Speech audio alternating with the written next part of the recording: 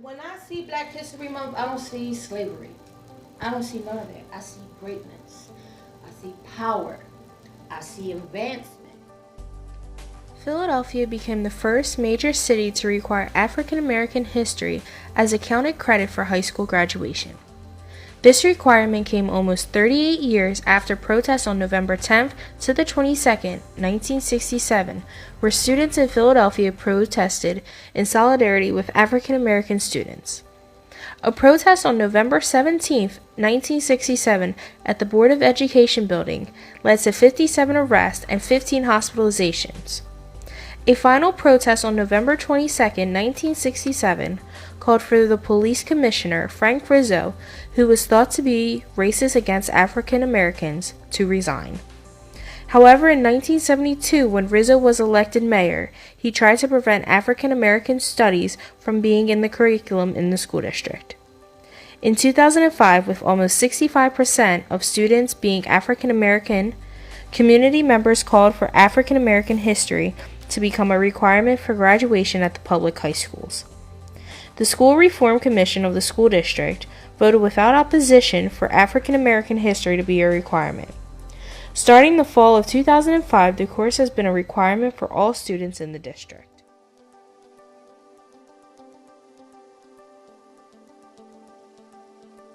I think so. I remember last year in American history, we didn't really talk about it much. We did talk about it, but like not as much as I personally would like. But I don't think it's like the teacher's fault. I think that's just the curriculum's fault for not doing better at it. No, because I feel like we glimpse over it. We don't really go in depth with it. And also, most Black history is in the back of the book. Definitely not. If it weren't for African American history class, I don't think we would know as much as we did about Black history.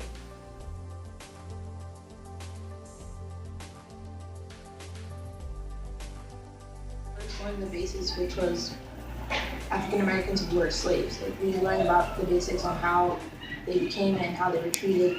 And as for African American history, I really don't know what they're going to really teach me, and I'm really hoping it's not like the same thing they've been teaching us for the past few years, and something new, like something that would actually open my eyes more. It was very knowledgeable, but I was hoping for more. You know, I wanted to learn more. I feel like I just learned about the same people each year before I came to Rush and like took African American history class, which is sad because, you know, I'm Black. I want to learn about my culture and my ancestors and what they did to help, you know, contribute to America and how it is today. And it's sad to say that I'm just learning like more like information my junior year of high school.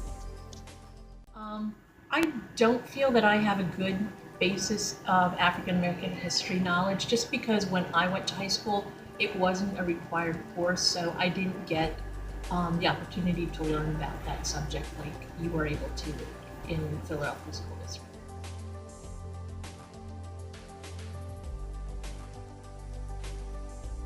We cover all of those topics and all of those civilizations. So it's a lot to cover.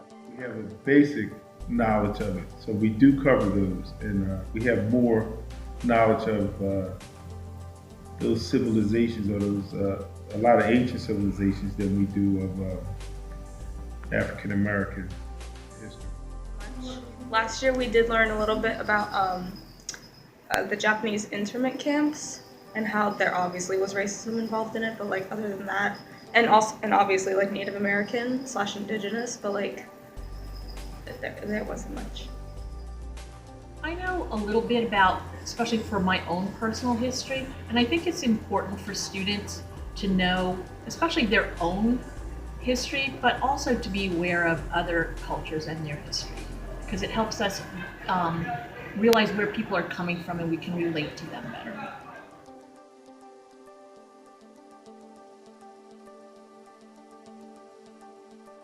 I feel like they see it as not important because they say that, well, most people say that Black people don't know their history, but that's because they don't teach it, or they'd be like they don't know where they're from, but that's because the Europeans just took us from Africa and brought us here.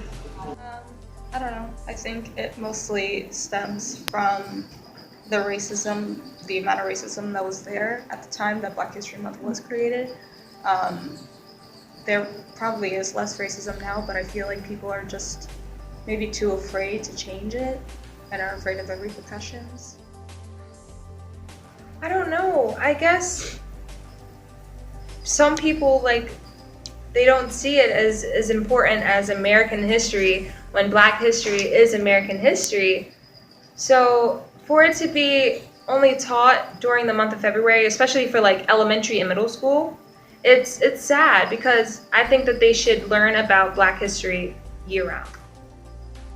For me, in my opinion, I think it's ridiculous the fact that they are only giving 1 month, and it's like the shortest month of the year, just to give, trying to give so much knowledge onto Black history. Really, Black history shouldn't.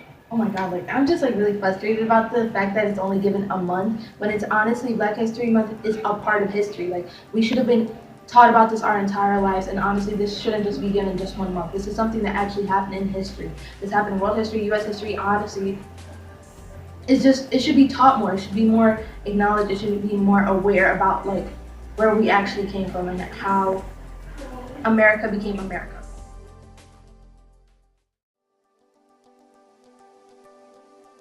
I think that we shouldn't just have one class in high school talking about it. I think that we should have classes from K to 8th and then 9th to 12th because it's actually important. And we talk about Europeans so much that it's like, I understand that all the history is them, but also all the history is also African Americans because we have history too. Teaching more in the classrooms. No matter who say it's not, good enough, or somebody throws you a no, it's not acceptable in the school, still teach it. Because it's important to learn Black history, who you are, and learn about these excellent role models in the history of our people. People have to interact. People have to ask questions. They have to have a lot of discussions. We have the technology that can prompt some good questions and some good arguments and some good things. But a lot of people are comfortable in the space that they're in. They're comfortable in their own shell, and a lot of people are resistant to change. So if we'll take some open minds and some determination.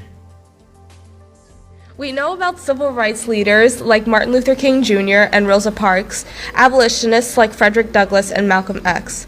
But what about other Black influencers like Daniel Hell Williams, a man who performed the first ever open heart surgery, George Sampson, who invented the dryer, Madam C.J. Walker, who invented Black beauty products, as well as becoming the first ever self-made millionaire woman in the world, William Purvis, who invented the fountain pen. These people, these inventors, brought change to this world. Regardless of their skin color, they did it, but because of their skin color, they're not recognized.